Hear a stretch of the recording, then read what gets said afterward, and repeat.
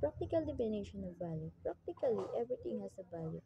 Value pertains to the worth of this something. This something may be an asset, a share of stocks and bond investment, or even a business.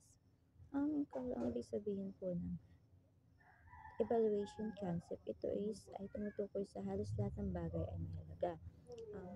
Ang halaga ng tumutukoy sa kung saan gaano ito kahalaga o kapakipakinabang ang isang bagay. Maaaring ito ay tumutukoy sa ari-arian or sa share ng isang kumpanya or bandang investment o kahit isang negosyo. Formal definition value. Value is an estimation as an asset worth based on future return expected to derive from it. Return typically pertain to cash flow that receipt expected to generate over a future and time horizon. Sa formal valuation naman is tumutukoy ito sa halaga o kalaga ng isang bagay or asset na batay sa kung magkano ang kikitain o may babalik nito sa hinaharap. Ibig sabihin, hindi lang ito tumutukoy tungkol sa presyo ngayon, kundi kung gaano kalaki ang pakinabang o kita na pwede mong makuha mula rito sa paglipas ng panahon. Halimbawa, nagbili ka ng tricycle, then ang tricycle is nasa 100K. Then, yung kita mo sa isang araw is nasa 500 kapapamasada. 500, i-times mo siya sa 360, 180. So, it means yung 100 mo, merong kita in the future ng 80K. Yun po yung tinatawag na future value. Cash flow as the basis of value. Cash flow make a sense as the basis for measuring value since in finance cash is king. You don't pay things using income, rather you pay cash. Because of this valuation typically involves forecasting the cash flow that a business is expected to generate in the future. Sa cash flow naman po, ay ang pera na pumapasok at tumalabas sa isang negosyo. Ito ay tumutukoy sa sukatan at kung gaano ka-profitable ang iyong negosyo. Kasi pera mismo ang ginagamit para pambayad sa gastusin, gaya ng utang at para kumita. Kahit malaki ang income sa papel, kung walang kang pera or cash na pumapasok, hindi pa rin ito ganun kahalaga. Kaya kapag ina-assess or binibigyan ng halaga ang isang negosyo, tinitingnan muna kung gaano kalaki ang cash flow. Cash flow ang kita nito sa hinaharap kasi iyon ang magpapakita kung gaano talaga ito ka-profitable at ka-sustain. Isipin na natin na may dalawang tindahan. Ang malaking tindahan is kumikita ng 100,000 income, pero karamihan ang customer ay puro utang. Kaya konti na lang ang tunay na ang pera talaga na natatanggap niya kada buwan. And then, yung pangalawang tindahan is mas maliit, pero ang kita niya is mas nasa 80, pero lahat ay nagbabayad. Kaya, ang 80 niya is nahawakan niya. Yun yung pagiging cash flow. Valuation determine the value of an asset, investment, or business. If the measure worth of share of stock and equity valuation, if the measure the value of entire business or enterprise evaluation. Ano nga ba ang valuation? Ang valuation ay isang proseso ng pagtatanyaga o ng halaga ng isang asset, investment o negosyo. Layunin nito na malaman kung magkano talaga ang fair value or totoong halaga ng isang bagay. Halimbawa, meron tayong dalawang karaniwang uri ng value. Ito yung equity value at ang enterprise value. Sa equity value naman is sinusukat dito ang halaga ng isang share o stock ng kumpanya. Halimbawa na lang, si Ana ay gustong bumili ng stock ng Jollibee. And then, bago siya bumili, gusto niyang malaman kung worth it ba ang presyo sa stock market. Gamit ang equity valuation, malalaman niya kung masyadong mahal o mura ang presyo ng share. Sa business enterprise naman, or enterprise valuation, sinusukat dito ang halaga ng buong kumpanya. Halimbawa,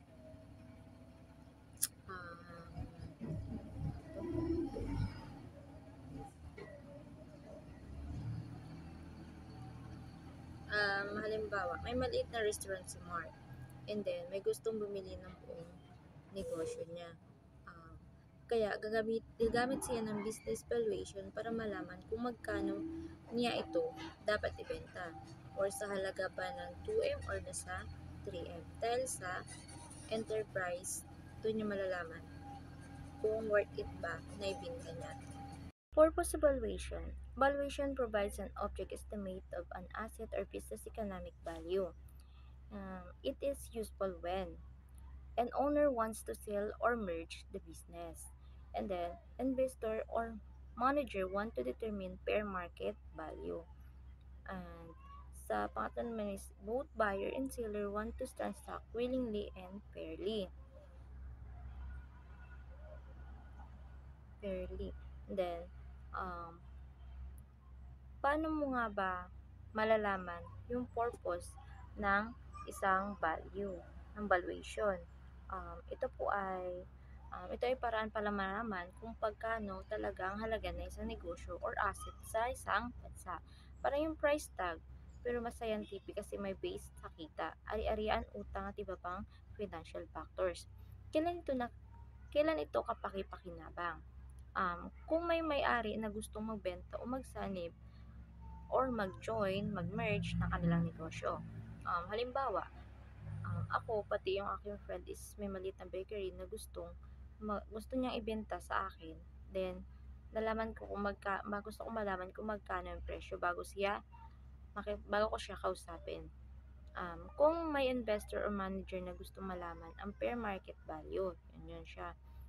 Sa halimbawa naman po nun is kunwari ako, and then ang friend ko ulit na nag-invest siya na gusto niyang bumili ng share ko sa kumpanya, gusto niyang siguraduhin na hindi siya mag-overpaying.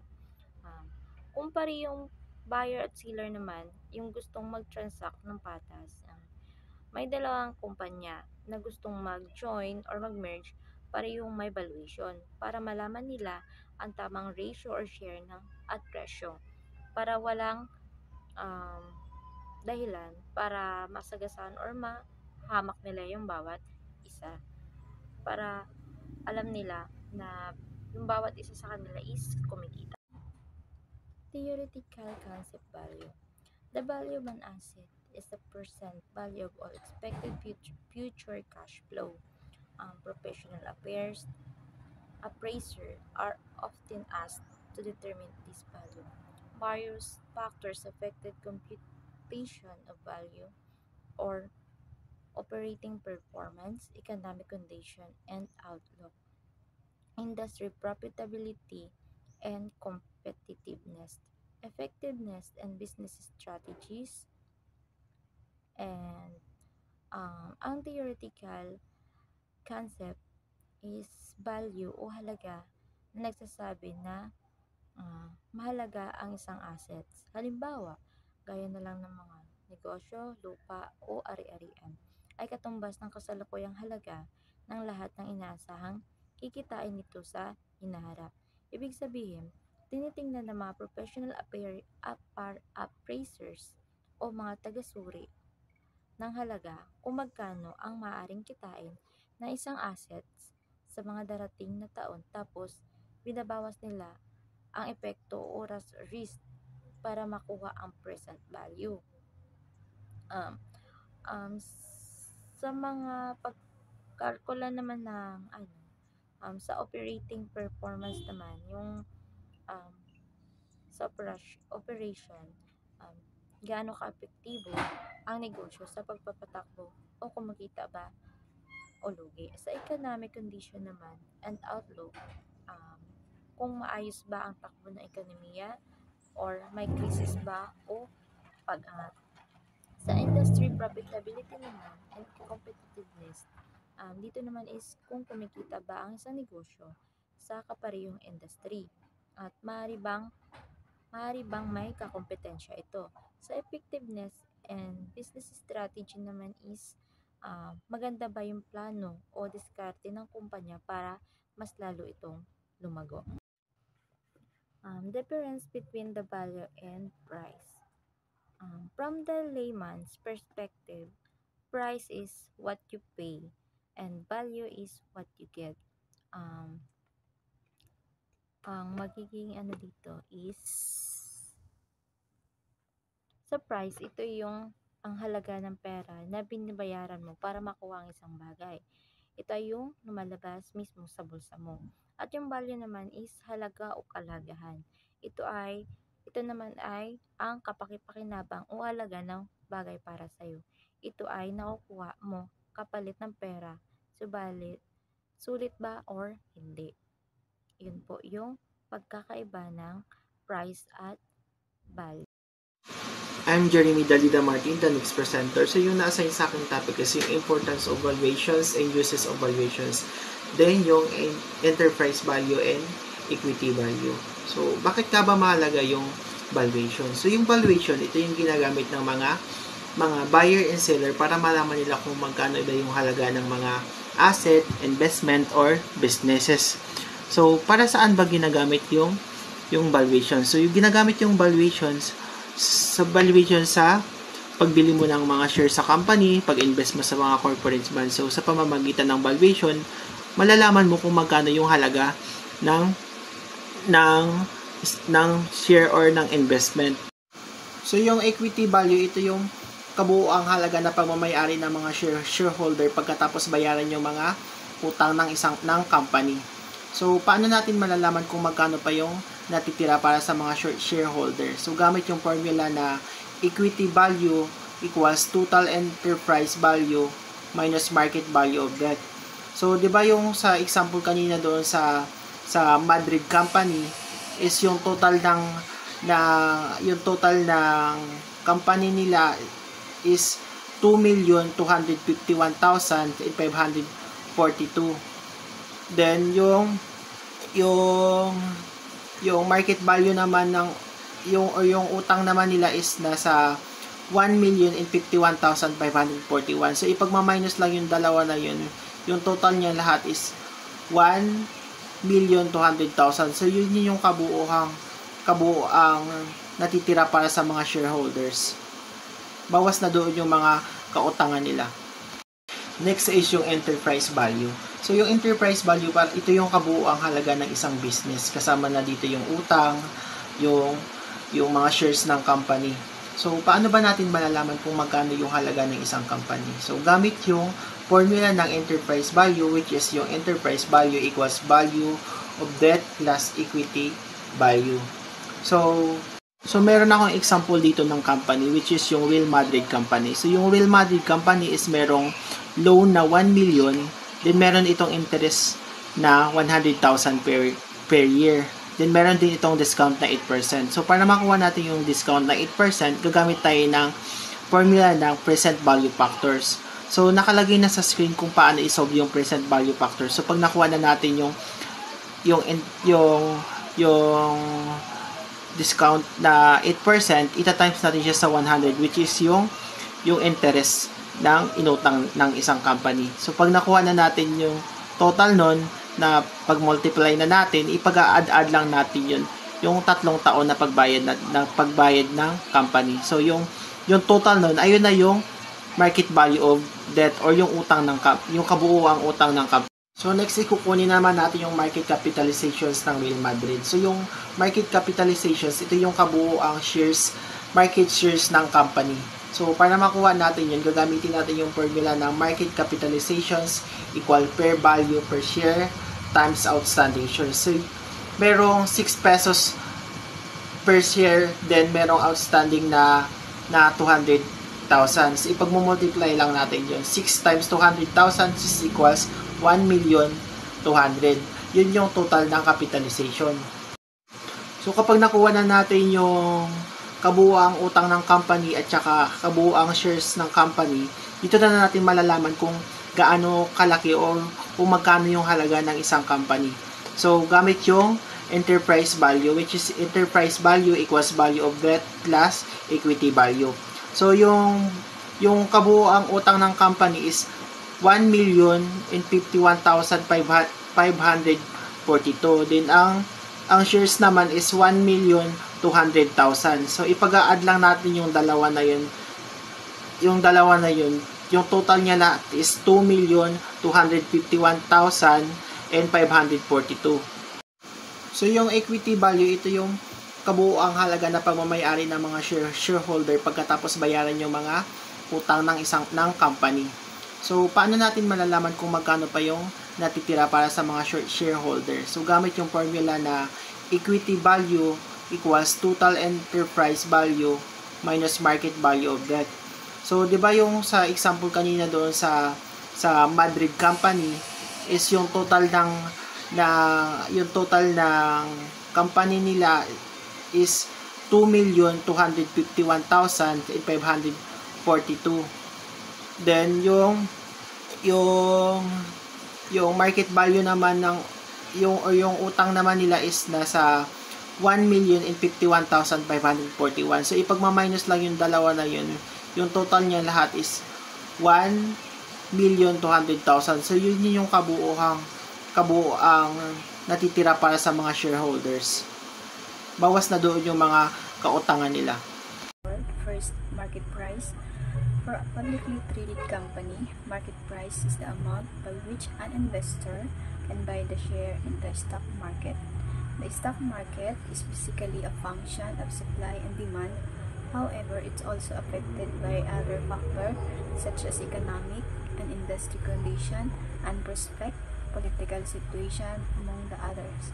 So, for publicly traded company, ang market price ay ang amount kung saan pwedeng bilhin ng isang investor ang shares sa stock market. Ang stock market ay isang karaniwang nakadepende sa supply at demand, pero apektado rin ito ng iba pang mga factor tulad ng economic and industry condition and prospect, political situation, at iba pa. Next is second, intrinsic value refers to the true worth of a stock as opposed to its market price. Analysis calculate to assess whether a stock is undervalue or overvalue, often recommending the purchase of undervalue stock where the intrinsic value exceed the market price, benefiting investor through advantageous purchase. Ang intrinsic value ay tumutukoy sa tunay na halaga ng isang stock na kaiba sa presyo nito sa market price, na pinakalculate ito ng mga analysis para sa ma-measure kung ang isang stock ay undervalue or overvalue. Madalas na nire-recommend yung pagbili ng mga undervalue na stock kung saan mas mataas ang intrinsic value kaysa sa market price, na nagbibigay ng benefits para sa mga investor sa pamamagitan ng pagbili ng mga pakipakinabang. Formula, Gordon Model, Constant Growth, Dividend Model. P0 is equals D1 divide K minus G, where P0, ito po yung intrinsic value of the stock. D1, ito po yung expected dividend at the end of the next year. Yung K is equal cost of quality, required rate of return. Yung G is growth rate of dividends. This model assumes that dividend will continue to grow at the constant rate forever. So, example of calculation.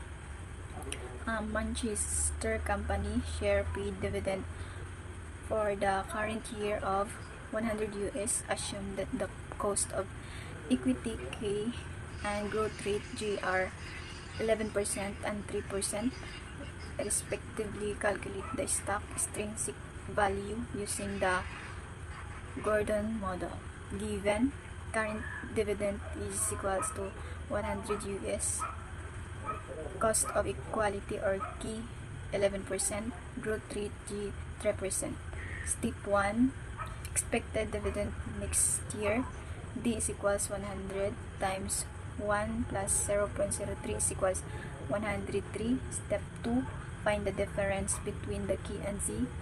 K minus G is equals 11% minus 3% is equal 8%. Step 3, compute the intrinsic value.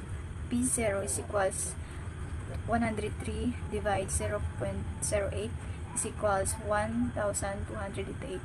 So the intrinsic value of the stock is 1,288 US dollars. Ito naman po, i-discuss ko po yung other measure of value. Yung pinakauna po is book value is the worth of the capital of a business based on the carrying amount by which asset and liabilities are reflected on its statement of financial position or balance sheet. So, ito daw po yung halaga ng kapital ng isang business batay sa mga amount na dala ng isang asset at reflected sa statement ng financial na position or balance sheet.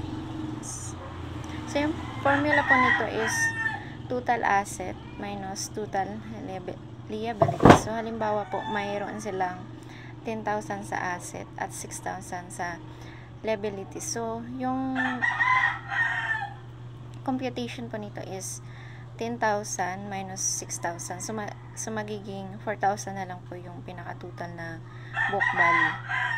Dito naman po sa replacement cost is the amount at which an asset can be acquired at present day cost in arm's length transaction to replace a similar asset. This is based on the concept that the buyer will not pay more to acquire an asset and the seller will not accept anything less than the value of similar asset. So, ito po yung halaga kung saan maaaring makakuha ng asset sa present day cost sa isang arm's length transaction upang palitan ang isang katulad na asset. Based din ito sa concept kung saan hindi tatanggapin ng buyer ang pagkuha ng asset at hindi babayaran ng higit sa halaga ng isang similar na asset. So, yung formula po nito is current market price of the asset times quantity. Halimbawa po, kailangan nila palitan ang kanilang warehouse equipment na nagkakahalaga ng 100,000. Ngunit, yung price sa ngayon po ng equipment is 110,000. So, yun po yung pinaka magiging replacement cost kung ano po yung price ng ngayon. Halimbawa, yun nga po yung 110,000. So, yun po yung pinaka replacement cost. Terminal value is the summation of the present value of all future cash flows expected to be generated by the business beyond the explicit forecast period. Remember that the value of a business is the sum of all cash flow to be received indefinitely in the future discounted to their present value. So, ito daw po yung kabuuan ng halaga ng pera na nagagawa ng negosyo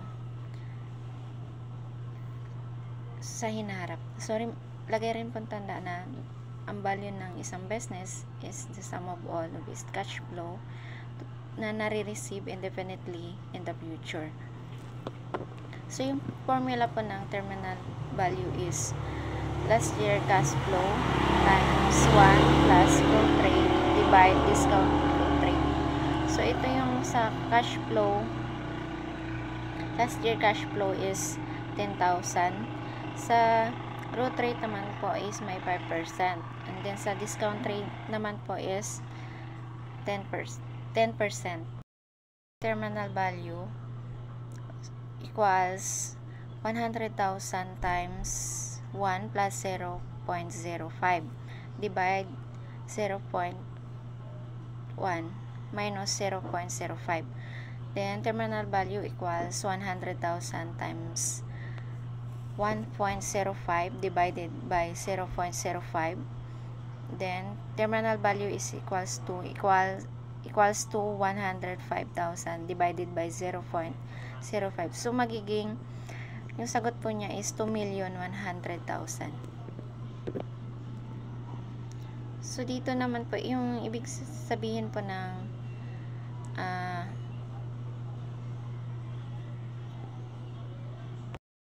value added is ito yung measure the residual income earned by business above the certain required return. So ito daw po yung mini-measure niya po yung residual income na na-earn by the business above the certain return. Po nito is net operating profit less adjusted tax minus weighted average cost of capital economic value. Total economic value niya is magiging 525,000. Magiging 525,000 is ito yung 1,125,000 minus 6% times 10 million is equals to 525,000. Yun na po yung pinaka total ng economic value added. So, dito po, binigay ko naman po yung yung computation. So, yung sales po is mayroong 10 million. Sa list cost of sales naman po is may 6 million. So, 10 million ma-minus lang po yan sa sa 6 million. So, yung magiging gross profit po is 4 million. So, sa less SGE expense naman po is may 2,500,000. Sa operating profit naman po is may 1,500,000 times 1 minus yung tax rate po is 75%. So, yung magiging net operating profit adjusted tax nila po is magiging 1,125,000. Tapos yung total asset naman po is may 15 million. This current liabilities is may 5 million. So yung magiging investment po, yung total asset minus current liabilities, so magiging invested capital po is magiging 10 million na lang. Sa borrowing naman po may 8 million. At shareholders naman po is equity is may 2 million. So yung magiging, kaya po naging 10 million kasi i-add lang po sila, so magiging yung invested capital po is magiging 10 million.